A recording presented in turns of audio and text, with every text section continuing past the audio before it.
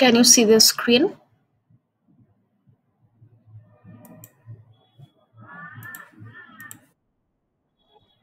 Okay. So a application of semaphore থেকে start আমরা bounded buffer প্রবলেমটা আগেও বেশ কয়েকবার দেখেছি মনে থাকার কথা মনে যদি না থাকে আমি একটু হালকা বলি বাউন্ডেড বাফার প্রবলেমটা ছিল মেইনলি আমাদের একটা শেয়ার্ড বাফার থাকবে শেয়ার্ড বাফারটায় আমার কিছু এমটি স্পেস থাকে ইনিশিয়ালি যেখানে প্রোডিউসার কিছু আইটেম প্রোডিউস করে এখানে রাখে আর কনজিউমার শেয়ার্ড বাফারটা থেকে কিছু আইটেম কনজিউম করে সো এই ক্ষেত্রে আমাদের সিনক্রোনাইজেশন না থাকলে কি কি প্রবলেম হচ্ছিল সেটা আমরা আগের পার্টে মিটার আগে দেখেছিলাম যে আমরা যে একটা কাউন্টার রাখছিলাম যে বাফারটাতে অ্যাট দ্যাট মোমেন্ট কতগুলো আইটেম আছে সেই কাউন্টারের ভ্যালুটা অনেক সময় ডিফারেন্ট হয়ে যাচ্ছিল বা ভুল ভ্যালু দিচ্ছিল ডেটা ইন্টিগ্রিটি প্রবলেম হচ্ছিল সো এই প্রবলেমটা সলভ করব কিভাবে সেমাফোর ইউজ করে সেটা আমরা দেখব তার আগে আমরা আগে যে প্রবলেমটা দেখেছিলাম আগে যে সলিউশনটা দেখেছিলাম ওইটা যে ইনঅ্যাডেকুয়েট সেই জিনিসটা একটু দেখি আচ্ছা এখানে কি আর কিছু ছিল না এখানে কিছু হ্যাঁ সো এখানে আপনার এটা প্রোডিউসারের পার্টের কোড এটা কনজিউমারের পার্টের কোড সো আমার মেইন আইডিয়াটা এগেইন ওই আমার বাফারে হচ্ছে কিছু আইটেম প্রোডিউস করবে প্রোডিউসার আর বাফার থেকে আইটেমগুলো কনজিউম করবে কনজিউমার প্রোডিউসারের পার্টে যদি আমি ফার্স্টে আসি সে হচ্ছে ফার্স্টে একটা আইটেম প্রোডিউস করবে ধরেন একটা আইটেম প্রোডিউস করলো প্রোডিউস করে সে চেক করবে আইটেম কাউন্টটা কি বাফার সাইজের সমান নাকি এখানে হচ্ছে আইটেম কাউন্টটা আমার একটা শেয়ার্ড ভ্যারিয়েবল যেটা ডিনোট করবে আমার বাফারে অ্যাট দ্যাট মোমেন্ট কতটা আইটেম আছে সো আইটেম কাউন্ট যখনই ও একটা আইটেম প্রোডিউস করলো আইটেম কাউন্টের ভ্যালু হলো 1 আর আমার বাফার সাইজ কত 5 সো 1 আর 5 যেহেতু সমান না স্লিপে যাবে না প্রোডিউসার সে হচ্ছে একটা আইটেম বাফারে এন্টার করবে দেন ও আইটেম কাউন্টটাকে 0 থেকে 1 করে দিবে সো ইনিশিয়ালি হচ্ছে আইটেম কাউন্টের ভ্যালু 0 থাকবে আচ্ছা এখানে হচ্ছে ও আইটেম প্রোডিউস করছিল না এখানে রাখছিল দেন এই লাইনে এসে আইটেমটাকে প্রোডিউস করলো বা বাফারে রাখলো রেখে ও কাউন্টারটাকে 1 করে দিবে যদি আইটেম কাউন্টের ভ্যালু 1 হয় ও হচ্ছে একটা কনজিউমারকে ওয়েক আপ করবে যে কনজিউমার এখন কনজিউম করতে পারবে কারণ যখন কিছুই ছিল না বাফারে তখন কনজিউমারের কনজিউম করার মতো কোনো আইটেম বাফারে প্রেজেন্ট ছিল না যখন আমি একটা আইটেম প্রোডিউস করলাম এখন কনজিউমার কিছু একটা কনজিউম করতে পারবে সো আমি কনজিউমারকে ওয়েক আপ করলাম এখন এই স্লিপ আর ওয়েক আপের পার্টটা বোঝা লাগবে কখন কে স্লিপে যাবে প্রোডিউসার কখন স্লিপে যাবে যখন হচ্ছে আমার বাফারের সবগুলা স্পেসেই কোনো না কোনো আইটেম অলরেডি প্রডিউস করা হয়ে গিয়েছে ওর প্রডিউস করার আর স্পেস নাই সো আমার আইটেম কাউন্ট যখন বাফার সাইজের সমান হয়ে যাবে তখন আমি প্রডিউসারকে স্লিপে পাঠাবো আর প্রডিউসার ওয়েক আপ কখন হবে এটা হচ্ছে কনজিউমারের পার্ট থেকে ওয়েক আপ হবে যখন আমি দেখব আইটেম কাউন্ট বাফার সাইজ থেকে 1 কম মানে ধরেন এই 4টায় কোনো না কোনো আইটেম আছে একটা আইটেম হচ্ছে কনজিউমার কনজিউম করে ফেলছে সো একটা স্পেস খালি হয়েছে আমি প্রোডিউসারকে ওয়েক আপ করে দিব যাতে প্রোডিউসার নতুন করে আবার কিছু প্রোডিউস করতে পারে আর কনজিউমার কখন স্লিপে যাবে কনজিউমার স্লিপে যাবে যখন ও দেখবে আমার বাফারে কোনো আইটেম নাই সো ওর কনজিউম করার মতো কিছু নাই বাফারে তখন কনজিউমার স্লিপে চলে যাবে আর কনজিউমারকে ওয়েক আপ কলটা করবে প্রোডিউসার যখন ও দেখবে বাফারে কোনো না কোনো আইটেম প্রেজেন্ট আছে বা প্রডিউস করা হয়েছে সো ফার কোনো কনফিউশন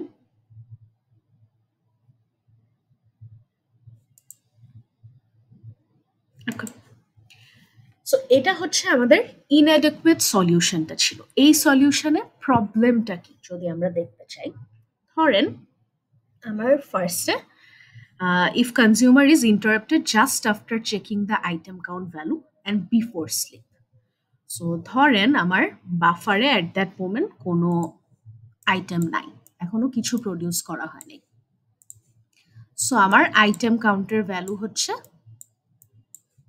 0 সো কনজিউমার আসলো কনজিউমার এসে ও ফার্স্টে চেক করলো আইটেম কাউন্টের ভ্যালু 0 নাকি ও দেখলো হ্যাঁ 0 কিন্তু এই মোমেন্টে এসে আমার একটা কনটেক্সট সুইচ হলো, ও পরের লাইনে গেল না। এখন আমি প্রোডিউসারের পার্টে চলে আসলাম। প্রোডিউসারের পার্টে এসে কি হলো, প্রোডিউসার ফার্স্টে চেক করলো আইটেম কাউন্ট কি বাফার সাইজের সমান, দেখলো যে সমান না। সো একটা আইটেম প্রডিউস করলো, আইটেম কাউন্টকে 1 বাড়ালো, বাড়িয়ে ও চেক করলো যে আইটেম কাউন্ট কি 1, আইটেম কাউন্ট এখন 1। দেন ও কনজিউমারকে ওয়েক আপ করবে। কিন্তু কনজিউমার দেখেন, কনজিউমার কিন্তু স্লিপে যাওয়ার আগেই আমার কনটেক্সট সুইচটা হয়ে গিয়েছে। সো কনজিউমার স্লিপে যেতেই পারেনি। সো প্রডিউসার যখনই ওয়েক আপ কল করবে, কেউ ওয়েক আপ হওয়ার মতো কোনো কনজিউমার থাকবেই না। সো ও হচ্ছে এই লাইন এক্সিকিউট করে ও নর্মালি আবার চলে আসলো, আবার এসে ও আরেকটা আইটেম প্রডিউস করলো, প্রডিউস করে ওটা বাফারে রাখলো, কাউন্ট বাড়ালো। ও আবার এসে চেক করলো আইটেম কাউন্ট 1 নাকি, যেহেতু 1 না, ও আর ওয়েক আপ করলো না। ও হচ্ছে এভাবে প্রডিউস করতে করতে ধরেন 5টা আইটেম প্রডিউস করে ফেললো। করে ফেলার পর ও এখানে আসবে, এসে দেখবে ওর আইটেম কাউন্ট আর বাফার সাইজ সমান হয়ে যাবে। সমান হয়ে গেলে প্রডিউসার স্লিপে চলে যাবে। এখন দেখেন প্রডিউসার স্লিপে চলে গেছে, কনজিউমার এখানে আটকা, এখান থেকে যখনই ও কনটেক্সট সুইচ করে আবার যখন কনজিউমারের পার্টে আসবে, কনজিউমার পরের লাইনে গিয়ে স্লিপে চলে যাবে। সো এখন প্রডিউসারও স্লিপে, কনজিউমারও স্লিপে। প্রডিউসারও কনজিউমারকে ওয়েক আপ করতে পারছে না, কনজিউমারও প্রডিউসারকে ওয়েক আপ করতে পারছে না। সো দুইটা প্রসেস এভাবে দুইটা ডিফারেন্ট জায়গায় স্টাক হয়ে আছে। কেউ কাউকে ওয়েক আপ করতে পারছে না, তাই কারোই কোনো প্রোগ্রেস হচ্ছে না। এই জিনিসটাকে আমরা ডেডলক বলে থাকি। সো ডেডলকে প্রডিউসার কনজিউমারের উপর ডিপেন্ডেন্ট, কনজিউমার প্রডিউসারের উপর ডিপেন্ডেন্ট। যেহেতু প্রডিউসার ওয়েক আপ করতে পারছে না কনজিউমারকে, কনজিউমার কাজ এই জায়গায় এক্সিকিউট হচ্ছে না। এগেইন কনজিউমার যেহেতু প্রডিউসারকে ওয়েক আপ করতে পারছে না, প্রডিউসারের পার্টও এক্সিকিউট হচ্ছে না। এভাবে হচ্ছে ও একটা মোমেন্টে এসে ও স্টাক হয়ে যাচ্ছে। সো এই প্রবলেমটা সলভ করার জন্য আমরা সেমাফোর ইউজ করব। সেমাফোর ইউজ করে আরেকটা সলিউশন দেখব। তার আগে আমরা ডেডলকটা কি আরেকটু ক্লিয়ারলি দেখে আসি, যেহেতু আমরা আগে ডেডলক দেখি নাই। Two or more process can wait indefinitely for an event. So তো যখন দুইটা বা দুইটার বেশি প্রসেস কোনো একটা পার্টিকুলার ইভেন্টের জন্য ইনডেফিনেটলি ওয়েট করতে থাকে, তখন হচ্ছে আমরা বলি যে এখন আমার একটা ডেডলক সিনারিও অ্যারাইজ হচ্ছে। It occurs because two processes depends on each other for causing an event in a specific manner.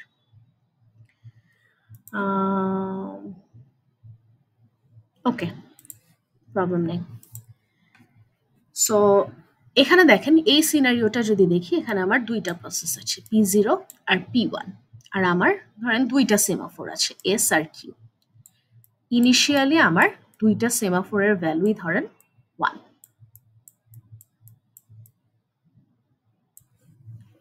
So ফার্স্টে দুইটা প্রসেস ধরেন মাল্টিকোর সিস্টেমে দুইটা করে প্যারালেলি চলছে। সো P0 ফার্স্টে S এর উপর ওয়েট কল করবে। ওয়েট কল করলে কি হতো মনে আছে?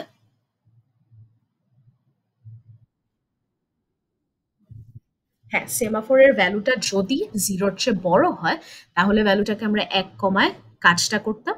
আর যদি 0 হয়, তাহলে আমরা ওয়েট করতে থাকতাম। সো এখন যেহেতু আমার সেমাফোরের S এর ভ্যালু 1, ও 1 কে 0 করবে। 0 করে ও ওর পরের লাইনে আসবে। এগেইন আমার P1 তো আলাদা আরেকটা করে এক্সিকিউট হচ্ছে। সো P1 হচ্ছে এই লাইনে আসলো, ও Q এর উপর ওয়েট কল করবে, Q কে 0 করবে। এরপর দেখেন P0 এর নেক্সট লাইন হচ্ছে ও Q এর উপর ওয়েট কল করবে। Q এর ভ্যালু এখন 0, সো ও এখানে বিজি ওয়েটিং এ চলে গেল, এখানে ও স্টাক হয়ে গেল। সিমিলারলি P1 S এর উপর ওয়েট কল করলো, দেখলো S এর ভ্যালু 0, সো P1 ও এই লাইনে এসে স্টাক হয়ে গেল। এখন P0 কখন প্রোগ্রেস করবে? যখন Q এর ভ্যালু 0 থেকে 1 হবে। Q এর ভ্যালু 0 থেকে 1 কখন হবে? যখন P1 আপনার এখান থেকে সিগন্যালটা কল করবে। So P0 P1 signal call করা পর্যন্ত পরের লাইনে আসতে পারবে না।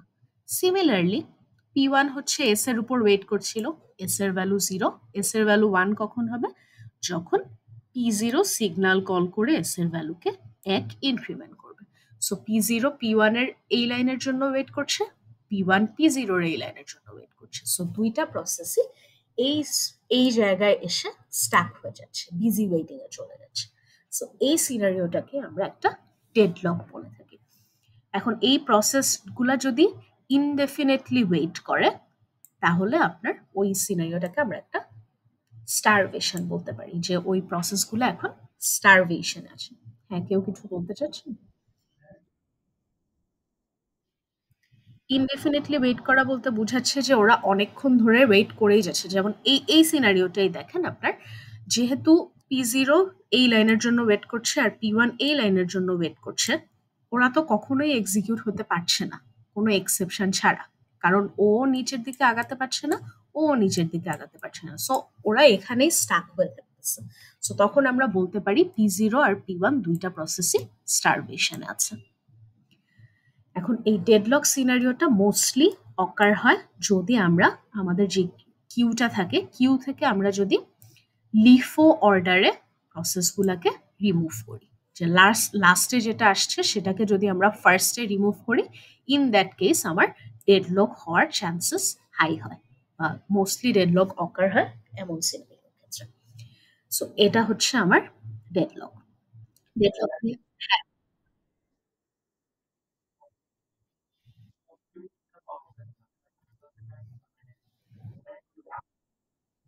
হ্যাঁ, এইটাকেই স্টারভেশন বলছে, যে ওরা অনেকক্ষণ ধরে আটকিয়েই আছে, কোনোভাবে আগাতে পারছে না। সো ওগুলা থেকে আমরা কিভাবে আমরা ডেডলকটাকে অ্যাভয়েড করব বা ডেডলক হলে সেটা থেকে বের হব, ওগুলা হচ্ছে আমরা পরে আলাদা আলাদা কিছু পার্ট দেখবো, যেখানে আমরা বুঝতে পারবো যে ডেডলকটাকে আমরা কিভাবে অ্যাভয়েড করতে পারি। সো এখন ডেডলকের কনসেপ্টটা হচ্ছে যেটা বুঝালাম সেটা। সো এখানে আমাদের মেইন ডেডলকটা আমরা দেখছিলাম কেন, কারণ আমাদের এই আগের যে ইনঅ্যাডিকুয়েট সলিউশনটা ছিল, এখানে এই যে প্রোডিউসার স্লিপে চলে যাচ্ছিল, কনজিউমারও স্লিপে চলে যাচ্ছিল, কেউ কাউকে ওয়েক আপ করতে পারছিল না, একদম সিমিলার একটা সিনারিও। সো এখন আমরা সেমাফোর ইউজ করে, যে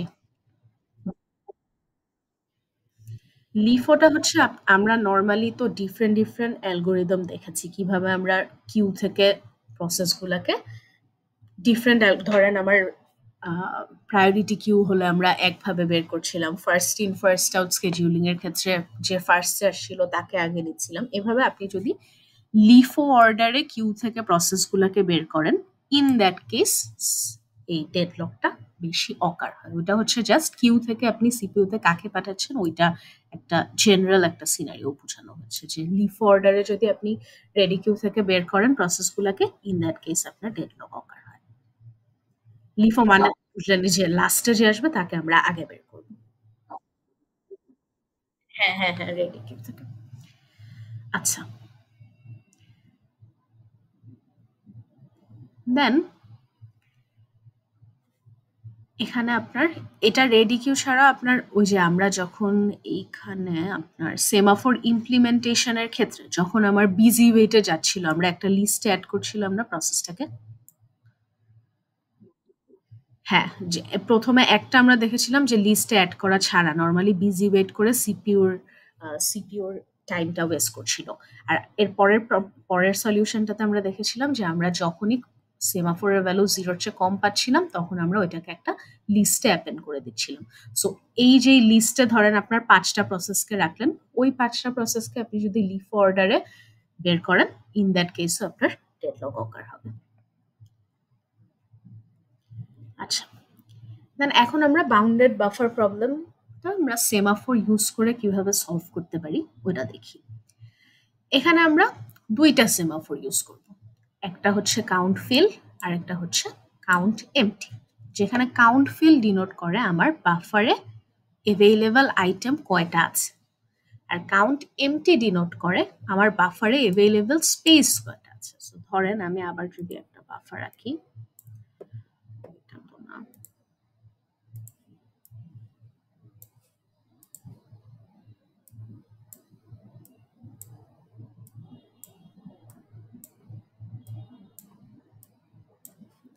ধরেন আমার বাফারে ৩টা আইটেম আছে। সো আমার কাউন্ট ফিলের ভ্যালু হবে 3, আর এমটি স্পেস দেখেন 4টা আছে। সো আমার কাউন্ট এমটির ভ্যালু হবে 4। সো এই দুইটা ভ্যালুকে আমরা দুইটা ডিফারেন্ট সেমাফোরে রাখছি, কাউন্টিং সেমাফোর, যেহেতু আমার ভ্যালুগুলা 1 এর চেয়ে বড়। If producer tries to decrement count empty when it's 0, it will be put to sleep. So producer যখনই কাউন্ট এমটিকে ডিক্রিমেন্ট করতে চাবে 0, কাউন্ট এমটির ভ্যালু 0 মানে হচ্ছে আমার কোনো স্পেসই খালি নাই। সো কোনো স্পেসই খালি না থাকার পরেও ও যদি আবার কাউন্ট এমটিকে ডিক্রিমেন্ট করতে চায় তখন আমরা প্রডিউসারকে স্লিপে পাঠিয়ে দিব। আর কনজিউমারের ক্ষেত্রে when an item is consumed count empty will be incremented and producer wakes up। এটা আমরা এখন কোডে আসলে ক্লিয়ারলি বুঝবো যে কি হচ্ছে অ্যাকচুয়ালি। সো কোডে চলে আসি ফার্স্ট। এখানে আমরা কাউন্ট ফিল আর কাউন্ট এমটি, কাউন্ট ফুল আর কাউন্ট এমটির সাথে আরেকটা সেমাফোর রাখছি যেটা হচ্ছে মিউটেক্স। এই সেমাফোরটা কেন রাখছি? আমার প্রডিউসার যখনই কোনো আইটেম প্রডিউস করবে বা কনজিউমার যখনই কোনো একটা আইটেম কনজিউম করবে, এখানে আমার বাফারটা কিন্তু শেয়ার দুজনের মধ্যে। সো প্রডিউসার যখন প্রডিউস করছে তখন যাতে কনজিউমার কিছু কনজিউম করতে না পারে, আবার কনজিউমার যখন কিছু কনজিউম করছে তখন প্রডিউসার যাতে কিছু প্রডিউস করতে না পারে, এই জন্য আমি প্রডিউসার আর কনজিউমারের মধ্যে একটা সিনক্রোনাইজেশন অ্যাচিভ করব এই মিউটেক্স নামের সেমাফোর। এটা কিন্তু সেমাফোর, এই যে এই পার্টটা দেখেন এটা সেমাফোর যার ভ্যালু হচ্ছে 1। সো ইনিশিয়ালি আমার বাফারটা ধরেন এমটি, এমটি থাকায় আমার কাউন্ট ফুলের ভ্যালু হবে 0 আর কাউন্ট এমটির ভ্যালু হবে বাফার সাইজ। সো বাফারের সাইজ হচ্ছে 5, সো এখানে আমার কাউন্ট এমটির ভ্যালু হচ্ছে ধরেন 5। সো ফার্স্টে প্রডিউসারের পার্টে আসি। প্রডিউসার একটা আইটেম প্রডিউস করবে, আইটেমে রাখলো, এরপরও কাউন্ট এমটির উপর ওয়েট কল করলো। কাউন্ট এমটির ভ্যালু 5, সো এখানে ওয়েট কল করলে কি হবে? ভ্যালু 4 হয়ে যাবে আর ও কাজ করতে নেক্সট লাইনে যেতে পারবে। দেন ও মিউটেক্সের উপর ওয়েট কল করলো। মিউটেক্সের ভ্যালু 1, 1 থেকে মিউটেক্সের ভ্যালুটা 0 হবে। 0 হওয়ার পরে ও পুট ইনটু বাফার, ওই যে আইটেমটা প্রডিউস করলো সেটাকে বাফারে রেখে দিল। বাফারে রেখে দেওয়ার পরে ও আবার মিউটেক্সে সিগন্যাল কল করলো, কারণ ওর প্রডিউস করার কাজ শেষ, এখন বাফারে কনজিউমার কনজিউম করতে পারবে বা অন্য কেউ কিছু করতে চাইলে করতে পারবে কারণ ওর কাজ শেষ। দেন ও সিগন্যাল কল করলো কিসের উপর? কাউন্ট ফুলের উপর। এখানে দেখেন ওয়েটটা ছিল কাউন্ট এমটির উপর, সিগন্যালটা করছে কাউন্ট ফুলের উপর, কারণ কাউন্ট এমটি আমাকে কতগুলা এমটি স্পেস আছে সেটা ডিনোট করে, আর কাউন্ট ফুল কতগুলা স্পেস ফিলড আপ এখন আইটেম দিয়ে সেটা ডিনোট করে। সো আমার কাউন্ট ফুলের ভ্যালু আগে ছিল 0, এখন যেহেতু একটা আইটেম প্রডিউস হয়েছে সো এই ভ্যালুটাকে ইনক্রিমেন্ট করে 1 করে দেব। এভাবে হচ্ছে প্রডিউসার এক্সিকিউট হবে। আর কনজিউমারের পার্টটা কিভাবে কাজ করবে? কনজিউমার ফার্স্টে এসে ওয়েট কল করলো কাউন্ট ফুলের উপর, ও দেখলো কাউন্ট ফুলের ভ্যালু 1, সো 1টাকে 0 করলো, 0 করে নিচের লাইনে আসলো। নিচের লাইনে এসে ও মিউটেক্সের উপর ওয়েট কল করলো। মিউটেক্সের ভ্যালু 1, যেহেতু এখন প্রডিউসার কিছু প্রডিউস করছে না সো এটাকে 0 করলো, 0 করে ও পরের লাইনে আসলো। পরের লাইনে এসেও কি করলো? বাফার থেকে একটা আইটেমকে রিমুভ করলো। এই যে এই আইটেমটা ধরে নাও রিমুভ করলো। রিমুভ করে ও মিউটেক্সের উপর সিগন্যাল কল করলো, কারণ ওর বাফারের সাথে রিলেটেড কাজ শেষ। মিউটেক্সকে 1 করলো, কাউন্ট এমটিকে 1 করলো, যেহেতু ও একটা আইটেম নিয়ে নিয়েছে আমার একটা এমটি স্পেস বেড়ে গিয়েছে, সো কাউন্ট এমটিকে 4 থেকে আবার 5 করলো। দেন ও আইটেমটাকে কনজিউম করলো।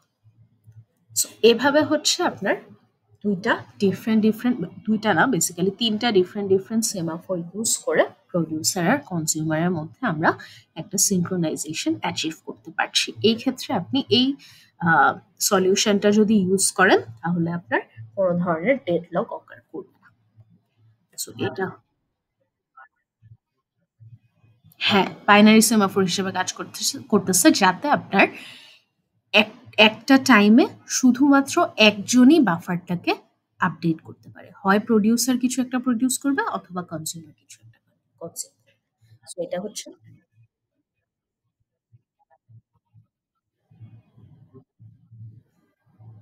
প্রডিউসার একসাথে 2টা আইটেম প্রডিউস করতে পারবে যদি ধরেন প্রথমে একটা আইটেম প্রডিউস করলো এরপরে সে আরেকটা আইটেম প্রডিউস করবে, যদি কনজিউমার কনজিউম করতে না দেয়। পরপর ২ টা না, আপনার এই পুরা জিনিসটা মানে এই যে while লুপটা আছে, এটা পুরাটা একবার চললে ও একটা আইটেম প্রডিউস করলো। এরপর ও ঘুরে আসবে। ঘুরে এসে ও তো এই যে দেখেন ১ম টা ধরেন প্রডিউস করে ফেলার পর ও তো মিউটেক্স এর উপর সিগন্যাল কল করবে। সো মিউটেক্স এর ভ্যালু আবার 1 হয়ে যাবে। এরপর ও যখন 2nd টা করতে আসবে তখন ও এসে আবার ওয়েট কল করবে। 1 টাকে 0 করবে। 0 করে আরেকটা প্রডিউস করবে। সো এভাবে হচ্ছে কাজটা হতে থাকবে। সো এটা হচ্ছে আপনার বাউন্ডেড বাফার প্রবলেমের সেমাফোর ইউজ করা সলিউশন। কারো কোনো confusion? কোনটা? Waiter signal? হ্যাঁ, ওয়েটার সিগন্যাল অ্যাটমিক অপারেশন। হ্যাঁ, এই লাইনস অফ কোডস গুলা অ্যাটমিক।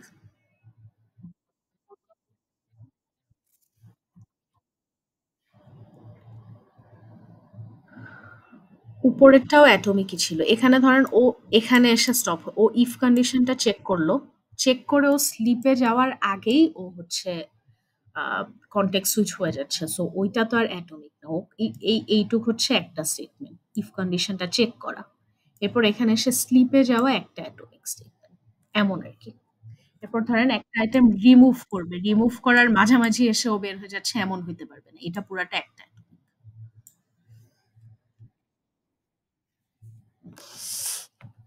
আচ্ছা, এরপর আসি। নেক্সট প্রবলেম হচ্ছে আমার রিডার রাইটার প্রবলেম।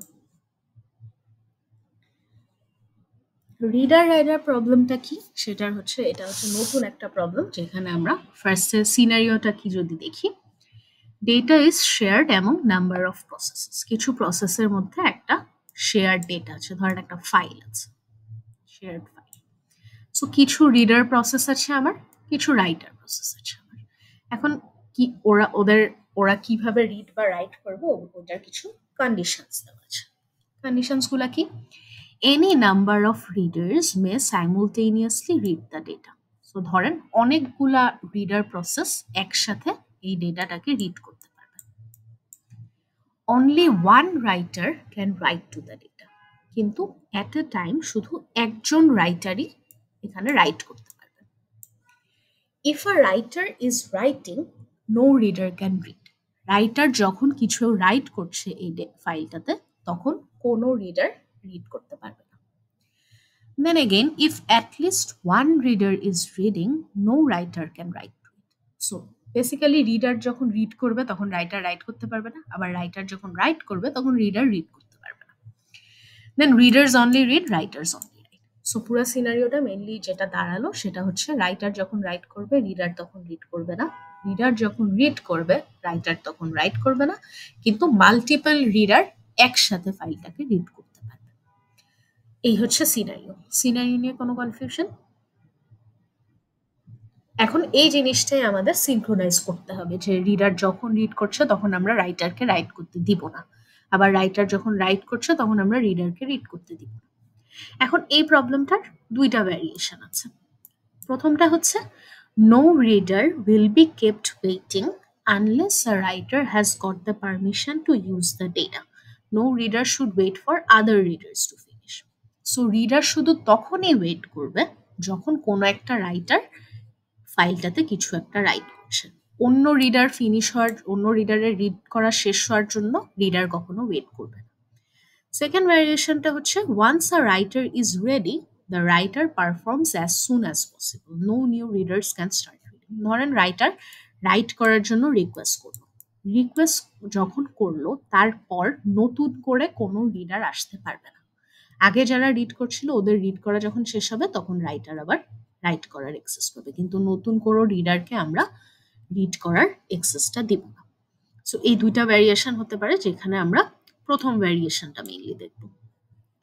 সলিউশনটা এখন ২টা ভ্যারিয়েশনেরই ডিফারেন্ট ডিফারেন্ট প্রবলেম হতে পারে। প্রথম কেসে রাইটার মে স্টার্ভ আর সেকেন্ড কেসে রিডার মে স্টার্ভ। সো প্রথম কেসের ক্ষেত্রে রাইটার ধরেন যদি অনেকগুলা রিডার রিড করতেই থাকে তখন রাইটার রাইট করার চান্সই পাবে না। সো রাইটার স্টারভেশনে চলে যাবে। সেকেন্ড কেসে যদি অনেকগুলা রাইটাররা যদি একের পর এক রাইট করতেই থাকে তাহলে রিডার হচ্ছে রিড করার চান্স পাবে না। সো রিডার স্টারভেশনে চলে যাবে। হ্যাঁ, বলেন কি?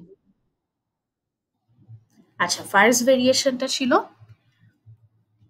কোনো একটা রাইটার যদি রাইট করতে থাকে তাহলেই শুধু রিডার রিড করার জন্য ওয়েট করবে। মানে যখন রাইটার রাইট করছে তখন তো রিডারকে আমরা অ্যাক্সেস দিব না এখান থেকে রিড করার। সো রিডারটা তখন ওয়েটিং এ থাকবে। কিন্তু যদি ধরেন এখানে আপনার R1 আর R2 এই দুইজন রিডার রিড করছিল, ওই মোমেন্টে রিডার 3 আসলো, তার কোনো কারোর জন্য ওয়েট করা লাগবে না, সেও ওদের দুইজনের সাথে একসাথে রিড করা স্টার্ট করে দিতে পারবে, বা ওরাও রিড করবে, ও রিড করবে। সো ও শুধু ওয়েট করবে তখন যখন দেখবে কোনো একটা রাইটার ফাইলে রাইট করছে। সো এটা হচ্ছে আমাদের ফার্স্ট ভ্যারিয়েশন। এখন এইটার হচ্ছে আমরা সলিউশনটা দেখব। সলিউশন দেখার জন্য এগেইন আমরা সেমাফোর ইউজ করব। এখানে আমরা দুইটা সেমাফোর নিচ্ছি। প্রথম সেমাফোরটা হচ্ছে RW মিউটেক্স বা রিডার রাইটার মিউটেক্স, যে হচ্ছে রিডার আর রাইটারের মধ্যে সিনক্রোনাইজেশন অ্যাচিভ করবে। মানে রিডার যখন রিড করবে রাইটার তখন রাইট করবে না, রাইটার যখন রাইট করবে রিডার তখন রিড করবে না। এটা আমরা এই সিনক্রোনাইজেশনটা অ্যাচিভ করার জন্য আমরা এই সেমাফোরটা ইউজ করব। আর সেকেন্ড সেমাফোরটা হচ্ছে আমরা যে রিডারগুলা রিড করছে ওদের মধ্যে একটা সিনক্রোনাইজেশন রাখা লাগবে, কারণ আমরা একটা শেয়ার্ড ভ্যারিয়েবল রাখছি রিড কাউন্ট, যেটার ভ্যালুটা আমার ডিনোট করবে অ্যাট দ্যাট মোমেন্ট কয়টা রিডার রিড করছে। এই যে এখানে যেমন আমি বলছিলাম যে 3টা রিডার একসাথে রিড করছে, সো তখন আমার রিড কাউন্টের ভ্যালু হবে 3। এই রিড কাউন্টের ভ্যালুটা আমি আপডেট করার সময় এই সেমাফোরটা ইউজ করব, যাতে একসাথে মাল্টিপল প্রসেস রিড কাউন্টের ভ্যালুটাকে চেঞ্জ করতে না পারে। সো এই হচ্ছে আমার দুইটা মিউটেক্স আর একটা শেয়ার্ড ভ্যারিয়েবল। এগুলাই এখানে লেখা আছে। এখন আমরা সলিউশনটাতে চলে আসি। হ্যাঁ, বলেন। হুম, হুম।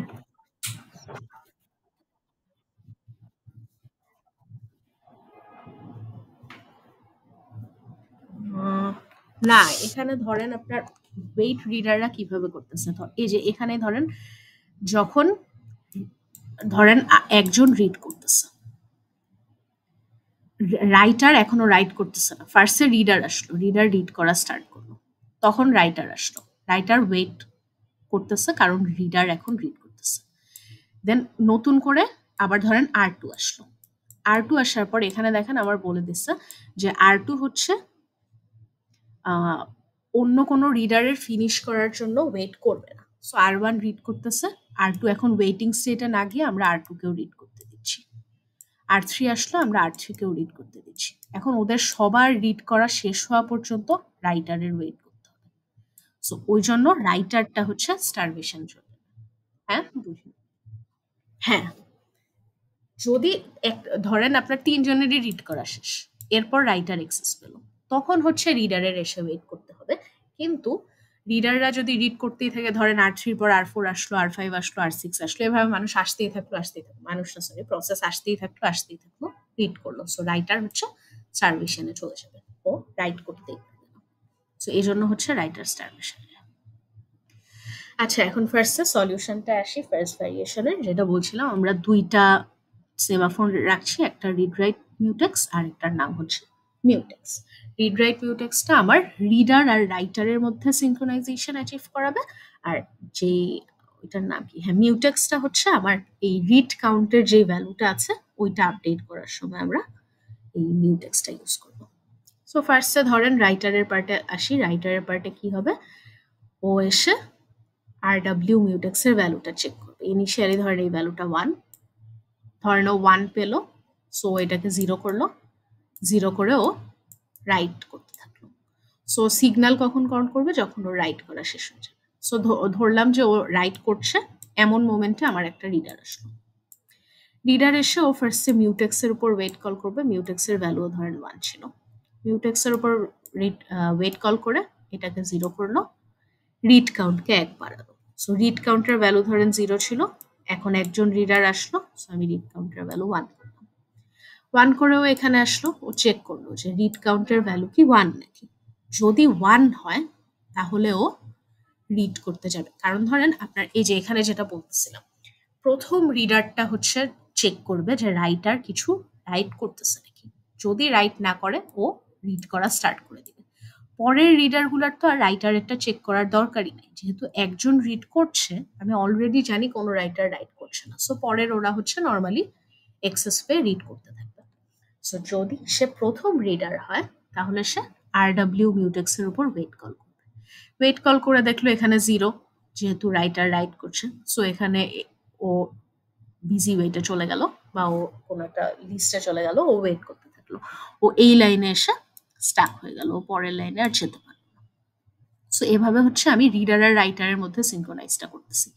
এখন ধরেন আপনার রাইটারের রাইট করা শেষ, রাইট করা শেষ হলো, RW mutex এর ভ্যালু 1 করে দিল। 1 করে দিলে যেই প্রথম রিডারটা যে এখানে ওয়েট করছিল সে হচ্ছে পরের লাইনে আসবে, ও সিগন্যালকে 1 করবে, কারণ ওর রিড কাউন্টের ভ্যালু আপডেট করা শেষ। সো সিগন্যালকে 1 করে দিল, এরপর ও রিড করতে থাকলো। এই টাইমে ধরেন আরেকজন রিডার আসলো, R2 এসে প্রথমে মিউটেক্স এর উপর ওয়েট কল করে এটাকে 0 করলো, রিড কাউন্টের ভ্যালু 1 বাড়ালো, চেক করলো রিড কাউন্টের ভ্যালু 1 নাকি, যেহেতু 1 না সো এই ইফ কন্ডিশনে এন্টারই করলো না, মিউটেক্সকে আবার 1 করলো, ও রিড করতে থাকলো। সো এভাবে আপনার যতজনই আসবে, যতগুলা রিডারই আসবে, সবাই হচ্ছে রিড করার এক্সেসটা পেয়ে যাবে। রিড এখন ধরেন এখানে R1 আর R2 ছিল, R1 এর ধরেন রিড করা শেষ, রিড করা শেষ হওয়ার পর R1 পরের লাইনে আসলো, আবার মিউটেক্স এর উপর ওয়েট কল করলো, কারণ ও রিড কাউন্টের ভ্যালুকে কমাবে। সো এটাকেও 0 করলো, 0 করলে রিড কাউন্টের ভ্যালু 1 ডিক্রিমেন্ট করলো, ডিক্রিমেন্ট করে ও চেক করলো রিড কাউন্টের ভ্যালু কি 0 হয়ে গেছে, 0 হয় নাই। 0 হইলেও RW mutex এর ভ্যালুটাকে আবার 1 করে দিত। এটা আচ্ছা, এটা এখানে 1 কেন, এটা 0। ও RW mutex এর ভ্যালুটাকে আবার 1 করে দিত। 1 করে 1 করে ও রাইটারকে অ্যাক্সেস দিত যে রাইটার এখন রাইট করতে পারবে। সো এভাবে হচ্ছে আপনার পুরো কাজটা হবে। এটার একটা এক্সাম্পল এখানে দেওয়া আছে, যেটা দেখলে হচ্ছে আরো ক্লিয়ার হবে। আচ্ছা, এটা আমি যেটা বলতেছিলাম অলমোস্ট ওইটাই। ধরেন ইনিশিয়ালি আমার RW mutex এর ভ্যালু 1, mutex এর ভ্যালু 1, রিড কাউন্টের ভ্যালু 0। সো ফার্স্টে ধরেন একটা রিডার আসলো R1, এটা হচ্ছে শেয়ার্ড ফাইলটা। প্রথমে রিডার আসলো, রিডার এই পার্টে আসবে, ও মিউটেক্স এর উপর ওয়েট কল করলো, এটা হয়ে গেল 0। এরপর ও রিড কাউন্টকে 1 বাড়াইলো, যেহেতু রিড কাউন্টের ভ্যালু 1, ইফ কন্ডিশনে গেল, এটাকে 0 করলো, 0 করে ও মিউটেক্স এর উপর সিগন্যাল কল করলো, এটা 1 হয়ে গেল, ও এসে রিড করতেছে। ওই মোমেন্টে ধরেন রিডার 2 আসলো, রিডার 2 এসে মিউটেক্স এর উপর ওয়েট কল করলো, রিড কাউন্টের ভ্যালু 1 বাড়াইলো, ইফ কন্ডিশনে গেল না, মিউটেক্স এর উপর সিগন্যাল কল করলো, কল করে ও রিড করতেছে। ওই মোমেন্টে ধরেন রাইটার 1 আসলো, রাইটার 1 এসে RW mutex এর উপর ওয়েট কল করলো, দেখলো ভ্যালুটা 0, সো রাইট পারফর্ম করতে পারলো না, ও এখানে ওয়েট করতেছে। ও কতক্ষণ ওয়েট করবে, যতক্ষণ না দুইটা রিডারেরই রিড করা শেষ হয়ে যাবে। সো প্রথমে ধরি আমরা R1 এর রিড করা শেষ, R1 mutex এর উপর ওয়েট কল করলো, রিড কাউন্টের ভ্যালু 1 কমাইলো, কমায় ও দেখলো রিড কাউন্টের ভ্যালু কি 0 না, 0 না, সো নিচে এসে মিউটেক্স এর ভ্যালুকে অ্যাড করলো। সো R1 এর কাজ শেষ। এরপর ধরেন R2 রো রিড করা শেষ, R2 আসলো, মিউটেক্স এর ভ্যালুকে 0 করলো, রিড কাউন্টের ভ্যালুকে 1 কমাইলো, ইফ কন্ডিশনে এন্টার করলো, কারণ রিড কাউন্টের ভ্যালু হচ্ছে 0, ও RW মিউটেক্স এর উপর সিগন্যাল কল, এটা হয়ে গেল 1। এরপরও মিউটেক্স এর উপর সিগন্যাল কল করে বের হয়ে গেল। এখন আমার রাইটার হচ্ছে এই জায়গায় ওয়েট করতেছিল RW mutex এর ভ্যালুটা পজিটিভ হওয়ার জন্য। যখনই দেখলো যে দুইটা রিডারের রিডিং শেষ, ভ্যালুটা 1 হয়ে গেছে, সাথে সাথে ও এই ভ্যালুটাকে 0 করে রাইট করা স্টার্ট করবে। সো এখন নতুন রিডার যখনই আসবে, সে হচ্ছে যখনই ওয়েট কল করবে, ও দেখবে RW mutex এর ভ্যালু 0, সো রিডাররা সবাই ওয়েট করতে থাকবে। সো এভাবে হচ্ছে আমরা সেমাফোর ইউজ করে রিডার রাইটার প্রবলেমটাকে সলভ করতে পারি। কারো কোনো কনফিউশন? আচ্ছা, সো এগুলা হচ্ছে একটু ভালো মতো দেখবেন কোথায় কি হচ্ছে, না হলে ভুলে যেতে পারেন। এরপরে আমরা আসি নেক্সট প্রবলেমে, বা লাস্ট প্রবলেমই এটা মনে হয়। হ্যাঁ, so এটা হচ্ছে dining philosopher problem. Dining philosopher প্রবলেমের সিনারিও যদি দেখি আগে, in the center of the table is a bowl of rice. So এখানে এক bowl রাইস আছে। The table is laid with 5 single chopsticks. এখানে দেখেন টোটাল আমার 5টা চেয়ার আছে। সো 5জন ফিলোসোফার 5টা চেয়ারে বসবে। এখন আমরা নর্মালি ওরা যদি চপস্টিক ইউজ করতে চায়, ইন দ্যাট কেস সবারই 2টা করে চপস্টিক লাগবে। সো 5জন মানুষের একসাথে খেতে হলে টোটাল আবার 10টা চপস্টিক দরকার। কিন্তু আমার টেবিলে চপস্টিক আছে 5টা। 5টা চপস্টিক ইউজ করে এই ফিলোসোফারদের খাওয়া শেষ করতে হবে। And কি হবে? From time to time, a philosopher gets hungry and tries to pick up the 2 chopsticks that are close to her. So কোনো একটা ফিলোসোফার যখনই যখনই তার ক্ষুধা লাগে তখন সে তার দুই পাশের 2টা চপস্টিক নিয়ে খাওয়া স্টার্ট করে। When a hungry philosopher has both her chopsticks at the same time, she eats without releasing the chopsticks. So সে তার যতক্ষণ খাওয়া শেষ না হবে ততক্ষণ সে চপস্টিকগুলোকে রিলিজ করবে না। When she is finished eating, she puts down both chopsticks and starts thinking. So normal একটা সিনারিও যে ওর যখন ক্ষুধা লাগবে তখন ও চপস্টিক ইউজ করে খাবারটা খাবে, আর খাওয়া শেষ হয়ে গেল আবার চপস্টিকগুলোকে রেখে দিবে। এখন আমরা এটা দেখে বুঝতে পারছি যে একসাথে আমার 5জন ফিলোসোফারেরই খাওয়া কোনোভাবেই পসিবল না, কারণ আমার এখানে টোটাল 5টা চপস্টিক আছে। সো ধরেন ও খাচ্ছিল আর ও খাচ্ছে, বাকি কেউ এখন ওর জন্য দেখেন একটা চপস্টিকও খালি নাই, ওর জন্য শুধু একটা আছে, ওর জন্য শুধু একটা আছে। সো ওরা 3জন কেউই খেতে পারবে না, শুধু ওরা 2জন খেতে পারবে। তাও সব সিনারিওতে এমনও হবে না। ধরেন আমি সিনারিওটা এমন দিলাম যে আহ, সবগুলা ফিলোসোফারই যখন তাদের ক্ষুধা লাগবে প্রথমে তারা তাদের লেফট চপস্টিকটা নেবে, এরপর তারা তাদের রাইট চপস্টিকটা নেবে। ধরেন আমার 5জন ফিলোসোফারেরই একই সাথে ক্ষুধা লাগবে, একসাথে ওরা একই টাইমে খাওয়া স্টার্ট করতে যাচ্ছে। সো প্রথমে ও হচ্ছে এই চপস্টিকটা নিল, ও এই চপস্টিকটা নিল লেফটটা, ও এটা নিল, ও এটা নিল, ও এটা নিল। কেউই কিন্তু তার রাইট চপস্টিকটার এভেইলেবল পাচ্ছে না। সো ওরা 5জনই একটা একটা চপস্টিক পাচ্ছে, কেউই 2টা পাচ্ছে না। সো কেউই খাওয়া স্টার্ট করতে পারছে না। সো সবাই স্টাক হয়ে যাচ্ছে। সবাই স্টাক দেন এগেন আমার ডেডলক অ্যারাইজ হচ্ছে, কারণ কেউই খেতে পারছে না, কারণ সবার কাছে একটা একটা করে চপস্টিক আছে। ও যদি এই চপস্টিকটা ছেড়ে দেয় শুধু তাহলেই ও খাওয়া স্টার্ট করতে পারবে। সো এটা হচ্ছে একটা প্রবলেম অ্যারাইজ হচ্ছে। এখন এটার আমরা সলিউশনটা দেখি। ফার্স্টে যদি আমি যেটা বলছিলাম এতক্ষণ ওইটা দেখতে চাই।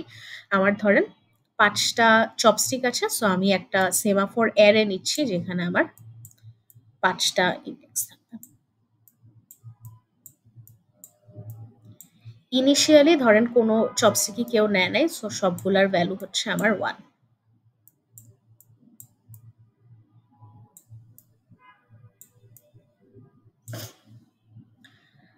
স্ট্রাকচার অফ আইথ ফিলোসোফার, এখানে দেখেন নাম্বারিং করা হয়েছে। এটা 0 নাম্বার ফিলোসোফার, এটা 1 2 3 4 চপস্টিকগুলোকে আমরা নাম্বারিং করছি। সো ধরেন ফার্স্টে আমি 0 নাম্বার ফিলোসোফারের জন্যই চিন্তা করছি। ওর ধরেন ও হাংরি এখন। সো আসলো ও চপস্টিক আই এর উপর ওয়েট কল করলো। সো চপস্টিক আই মানে হচ্ছে ও যেহেতু 0 নাম্বার ফিলোসোফার, ও 0-র উপর ওয়েট কল করলো, দেখলো ভ্যালু 1, এটাকে 0 করলো, 0 করে ওর পরের লাইনে আসলো। দেন ও i+1 নাম্বার চপস্টিকটার জন্য ওয়েট কল করলো। i+1 মানে 1। সো এখানে এসে ও 0 করলো, করে হচ্ছে ও 2টা চপস্টিকই পেয়ে গেল, ও খাওয়া স্টার্ট। ওই মোমেন্টে ধরেন, আচ্ছা এখানে মড 5 কেন করছি বলেন তো? হ্যাঁ, সার্কুলার এর জন্য। হ্যাঁ, যেহেতু 4 এর পরে ও আবার 0 তে ব্যাক করতে পারে বেসিক্যালি সার্কুলার এর জন্য। আচ্ছা, সো সেকেন্ড ফিলোসোফারের জন্য আসলাম। সেকেন্ড ফিলোসোফার মানে 1 নাম্বার ফিলোসোফার, ফার্স্টে ওয়েট কল করলো চপস্টিক আই এর উপর, চপস্টিক আই মানে আই এর ভ্যালু 1। ও দেখলো আই অলরেডি 0, সো নিতে পারলো না লেফট চপস্টিকটা। সো ও হচ্ছে খেতেও পারলো না, কারণ ও যেহেতু ও এখানেই ওয়েট করতে থাকলো। দেন ও আসলো, ও এসে এই 2 আর 3 নাম্বারকে 0 করলো, 0 করে এক্সেস পেলো। এক্সেস পেয়ে ও এই দুইটা চপস্টিক নিয়ে খাওয়া স্টার্ট। সো এখন এই 3 এসেও এটাকে অ্যাভেলেবল পাবে না, 4 ও এটাকে অ্যাভেলেবল পাবে না। সো এই বাকি সবাই হচ্ছে ওয়েট করতে থাকবে। সো এট এ টাইম আমার দুইজনই খেতে পারলো শুধু। দেন এগেইন আমি যেটা বলছিলাম, যদি প্রথমে সবাই একসাথে যদি হাংরি হয়, সবাই প্রথম লাইনে এসে স্টাক হয়ে যাবে। প্রথম লাইনে এসে মানে প্রথম লাইনটা এক্সিকিউট হয়ে এই লাইনে এসে সবাই স্টাক হয়ে যাবে। প্রথম জন এটা নিয়ে নিবে, সেকেন্ড জন এটা নিয়ে নিবে, থার্ড জন এটা নিয়ে নিবে, ফোর্থ জন এটা নিয়ে নিবে, ফিফথ জন এটা নিয়ে নিবে। কেউই তার আর রাইট চপস্টিকটা পাবে না। সো এভাবে হচ্ছে আমার একটা ডেডলক অ্যারাইজ করতে পারে। এখন আমরা এটাকে সলভ করার জন্য কি করতে পারি? সলভ করার জন্য আমরা আচ্ছা এখানে কি লেখা, if all the philosophers are hungry at the same time and grab their left chopstick by calling wait, no one will ever find a second chopstick for eating, হ্যাঁ যেটা বলছিলাম। So consequently they will die from starvation whatever। তো এখন আমরা এই ডেডলকটাকে prevent করার জন্য কি করতে পারি? আমরা তিনটা ডিফারেন্ট জিনিস দেখব। প্রথমটা হচ্ছে allow at most 4 philosophers to be sitting simultaneously at the table. So আপনার যদি 5টা চেয়ার থাকলেও আপনি একসাথে অ্যাট মোস্ট 4 জনকে বসতে দিবেন। সো 4 জনকে বসতে দিলে অ্যাটলিস্ট একজন দুই পাশের চপস্টিক পাবেই। সো সে হচ্ছে খাওয়া স্টার্ট করবে। আর যে কোনো একজনও যদি খাওয়া স্টার্ট করে, তাহলে তার খাওয়া শেষ হলে পাশের জন্য স্টার্ট করতে পারবে। সো আমার প্রবলেমটা কিছুটা হলেও সলভ হবে। একটু টাইম লাগবে বাট সলভ হবে। Then secondটা হলো allow a philosopher to pick up her chopsticks only if both chopsticks are available. To do this, she must pick them up in a critical section. আচ্ছা এখানে আমরা প্রবলেমটা mainly arise হচ্ছিল সবাই লেফটটা নিয়ে নিচ্ছিল। সো এখন আমরা এমন ভাবে একটা সলিউশন ক্রিয়েট করব যেখানে আপনার এই ধরেন 1 নাম্বার ফিলোসোফার তখনই তার লেফট চপস্টিকটা নিবে যখন সে দেখবে তার লেফটটা আর রাইটটা দুইটাই নেওয়ার মতো পজিশনে আছে। সো দুইটাই চেক করবে আছে নাকি, যদি থাকে তাহলে সে নিবে, তাহলেই হচ্ছে ডেডলকটা অ্যাভয়েড করা যাচ্ছে। Then the last one হচ্ছে use an asymmetric solution. This is an odd numbered philosopher. আচ্ছা আচ্ছা odd number যে ফিলোসোফার আছে সে তার লেফট চপস্টিকটা আগে নিবে আর রাইট চপস্টিকটা পরে নিবে। আর যদি ইভেন নাম্বার ফিলোসোফার হয় তাহলে সে তার রাইট চপস্টিকটা আগে নিবে আর লেফটটা পরে নিবে। আচ্ছা মনে রেখে অড নাম্বার লেফট। আচ্ছা এখানে আসি, ধরেন 0 হচ্ছে ইভেন, সো সে এটা আগে নিবে। অড হইলে তার লেফটটা আগে নেওয়ার কথা, কিন্তু সে দেখবে লেফটটা অলরেডি অকুপাইড, সো সে লেফটটা নিতে পারবে না। সো এখানেই স্টাক হয়ে গেল। ইভেন নাম্বার, ও আগে রাইটটা নিবে, সো এটাকে নিয়ে নিল। অড নাম্বার ও লেফটটা নিতে যাবে, ও দেখবে ওটা অলরেডি নেওয়া, সো কিছুই নিবে না। ও এসে রাইটটা নিতে যাবে, সো রাইটটা নিতে পারবে, নিয়ে ও আবার লেফটটা যেহেতু 3 নেয় নাই, ও লেফটটাও নিতে পারবে। আবার 2 এর ক্ষেত্রে ও এটা নিছিল, ও এটা নিতে পারবে। সো এভাবে এই দুইজন অ্যাটলিস্ট খাওয়া স্টার্ট করবে। সো ওদের যখন খাওয়া শেষ হয়ে যাবে তখন হচ্ছে বাকিরা চপস্টিক গুলাকে একজন একজন করে নিয়ে নিতে বা দুইজন দুইজন করে নিয়ে নিতে পারবে। সো এভাবে হচ্ছে আমরা এই ডেডলক সিনারিওটাকে প্রিভেন্ট করতে পারি। সো এটার কোড বেস সলিউশনটা এখানে দেওয়া নাই, এটা হচ্ছে সিনারিও দিয়ে বলে দেওয়া হয়েছে কিভাবে কি করা যাবে, সো এটাকে ইমপ্লিমেন্ট করা হবে ওইভাবে। সো এভাবে হচ্ছে আমরা ডাইনিং ফিলোসফার্স প্রবলেমটাকে সলভ করতে পারি।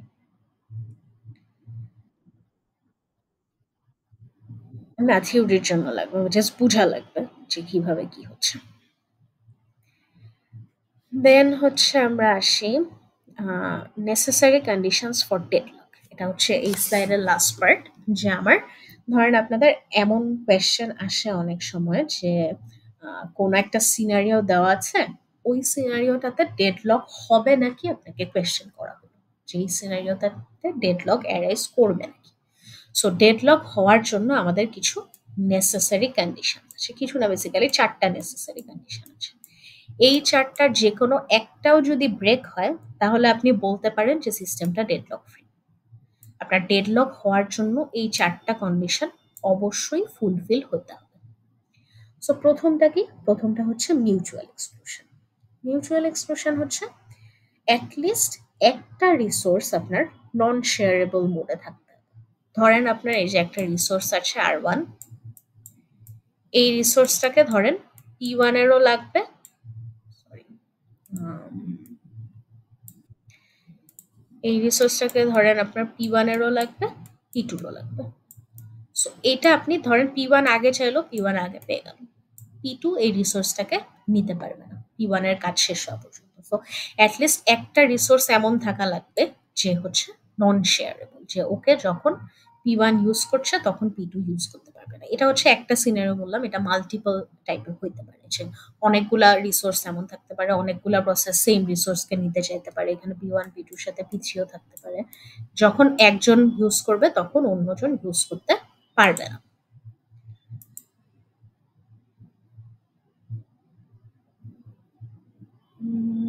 দুইটাই কি ডেডলকে? দুইটাই ডেডলকের সলিউশন। দুইটা হচ্ছে দুইটা ডিফারেন্ট সিনারিওতে, একটা ফিলোসফার প্রবলেমের জন্য, একটা রিডার রাইটার প্রবলেমের জন্য। আর এখানে এই তিনটা হচ্ছে যে কোনো একটা ইউজ করলেই হচ্ছে আপনার তিনভাবেই আপনার ডেডলকটাকে আমরা প্রিভেন্ট করতে পারবো। আচ্ছা, সো প্রথম প্রথম কন্ডিশন ছিল এটা, যে মিউচুয়াল এক্সক্লুশন, অ্যাটলিস্ট একটা রিসোর্স আপনার নন শেয়ারেবল মোডে থাকতে হবে। Then the second one is hold and wait.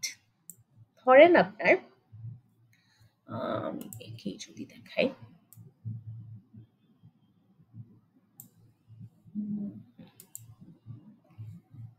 ধরেন আচ্ছা আরেকটা রিসোর্স লাগবে।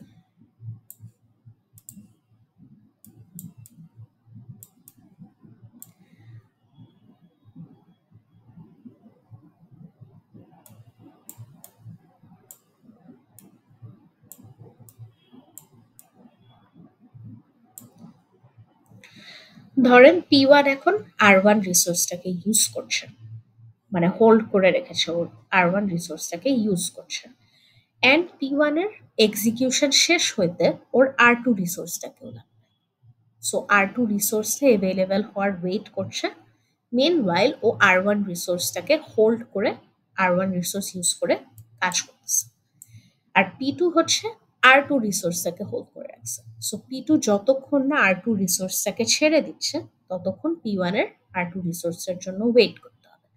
আর আর P1 আবার R1 রিসোর্সটাকে অলরেডি হোল্ড করে রেখেছে। সো এমন একটা সিচুয়েশন যদি হয় যে কোনো একটা প্রসেস নতুন একটা রিসোর্সের জন্য ওয়েট করছে অ্যান্ড সাথে সে পুরান একটা রিসোর্সকে হোল্ড করে রেখেছে, এমন সিনারিও হতে হবে। এটা হচ্ছে আরেকটা কন্ডিশন, যে প্রসেসটার, যে কোনো একটা প্রসেসের পুরা সিনারিওটাতে এমন একটা প্রসেস থাকতে হবে অ্যাটলিস্ট, যে হচ্ছে যখন কোনো একটা রিসোর্সের জন্য ওয়েট করবে তখন সে অন্য একটা রিসোর্সকে হোল্ড করে রেখেছে।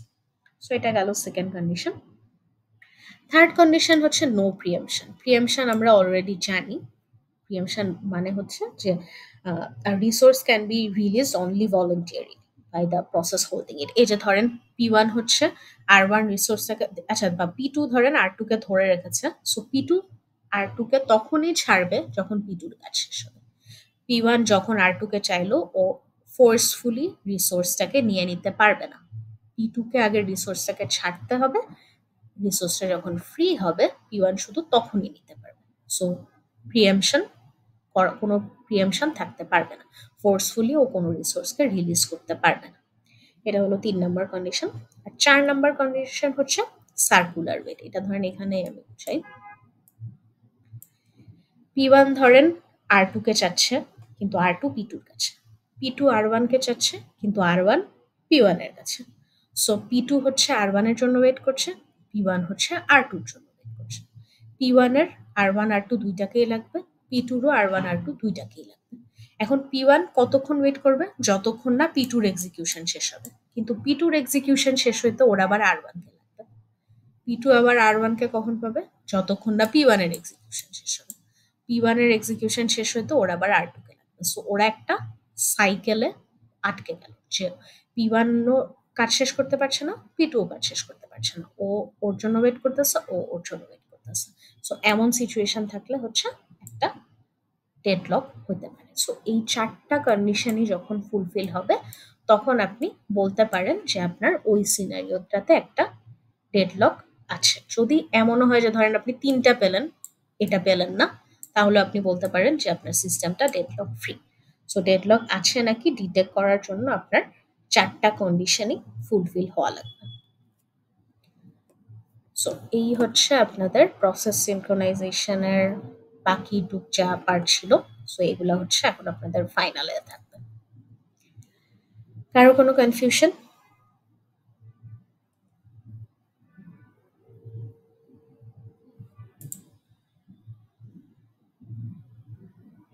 কনফিউশন না থাকলে ক্লাস এখানেই শেষ করি।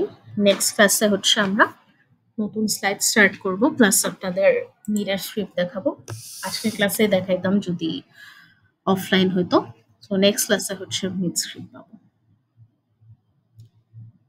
হ্যাঁ,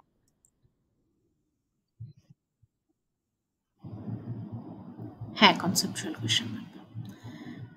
হ্যাঁ, ৪ টা কন্ডিশন ফুলফিল করে নাকি ওইটা দেখবেন, দেখে বলবেন ডেডলক আছে নাকি ডেডলক নাই। আ আর কি? এই তো।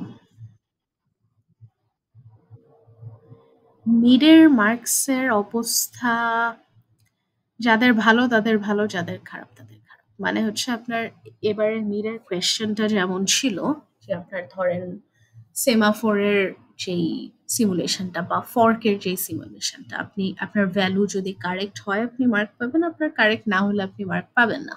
ওখানে পার্শিয়াল মার্কের কোনো সুযোগ নাই। সো যাদের ধরেন ভুল হয়ে গেছে ওটা, ওদের ওখানে পুরা মার্কটাই চলে গেছে। সো আপনার মার্কের রেঞ্জটা হচ্ছে এমন, যারা ভালো করছে তারা অনেক ভালো করছে, যারা খারাপ করছে তারা অনেক খারাপ করছে, মাঝামাঝি কোনো মার্ক নেই। দেন এগেইন আপনার সিপিইউ স্কেডিউলিং এ হচ্ছে ১৫ মার্ক ছিল। সো সিপিইউ স্কেডিউলিং যাদের হয়েছে ওরা বড় একটা মার্ক অলরেডি পেয়ে গেছে, আর বাকিগুলা হচ্ছে দেন এগেইন আপনাদের যেই ওয়ান লাইন অ্যান্সারের কোয়েশ্চেন গুলা ছিল ২ নাম্বারে বোধহয়, ২ নাম্বারে, তো ওগুলাতেও হচ্ছে আপনার বাইনারি মার্কিং, আপনার অ্যান্সার হইলে হয়েছে, না হইলে হয় নাই। সো ওখানেও হচ্ছে ওইভাবে হচ্ছে অনেকের যাদের হয়েছে তারা হচ্ছে ভালো মার্ক পাইছে, যাদের হয় নাই তারা ভালো মার্ক পায়নি। তো এটা হচ্ছে খাতা দেখলেই বুঝবেন। ওভারঅল অবস্থা খুব একটা ভালো না।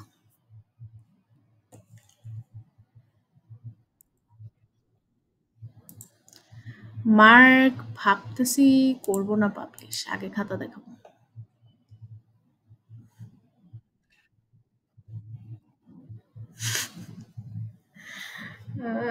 আচ্ছা, দিয়েও দিতে পারি, সমস্যা নেই।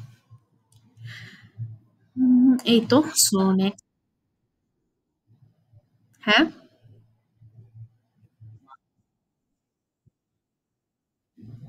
এত খারাপ আসে নাই, বললাম তো যারা ভালো করছে তাদের ধরেন 28, 29 এমন করে মার্ক আউট অফ 30। সো যারা ভালো করছে ওদের খুবই ভালো, যারা খারাপ করছে ওদের ভালোই খারাপ, লাইক 10-এর নিচে। সো আমি ভাবছি আগে খাতা দেখাই, আপনাদের অবস্থা দেখেন, এরপরে মার্কটা রিলিজ করবো, বা আমি করে দিব, সমস্যা নেই। যেহেতু আপনাদের, আমি ভাবছিলাম আজকে তো ক্লাস থাকার কথা, অফলাইন ক্লাস, তো আজকে খাতা দেখায় দিলে মার্ক এরপর দিতাম। বাট এখন যেহেতু অনেকদিন পিছিয়ে গেছে, সো দিয়ে দিব।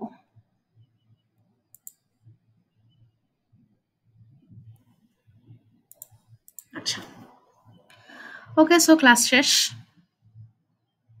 দেখা হবে নেক্সট উইক। দেখি